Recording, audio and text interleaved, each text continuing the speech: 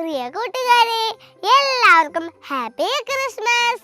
ഇത്രയും ദിവസം ഉണ്ണീശോയെ സ്വീകരിക്കാൻ നമ്മൾ ഒരുങ്ങുകയായിരുന്നല്ലോ അല്ലേ?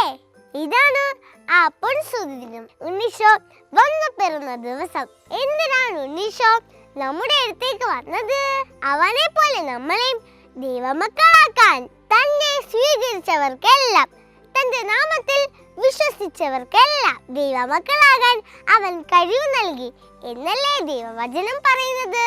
നമ്മുടെ ഉള്ളിൽ മറ്റൊരീശോ രൂപപ്പെടണമെന്നാണ് ഇന്ന് സ്വർഗം ആഗ്രഹിക്കുന്നത്. പുൽക്കൂടുണ്ടാക്കിയാലും നക്ഷത്രം തൂക്കിയാലും ഈശോ നമ്മൾ ജനിക്കുന്നില്ലെങ്കിൽ എങ്ങനെയാണ് സ്വർഗം സന്തോഷിക്കുക? ചിന്തയിലും വാക്കിലും പ്രവൃത്തിയിലും നമുക്ക് മറ്റൊരു ഈശോയായി മാറിയാലോ? നമ്മിലൂടെ ലോകം വീണ്ടും ഈശോയെ കാണട്ടെ, കേൾക്കട്ടെ, അനുഭവിക്കട്ടെ. എല്ലാവർക്കും ഒരിക്കൽ കൂടി ഹാപ്പി ക്രിസ്മസ്.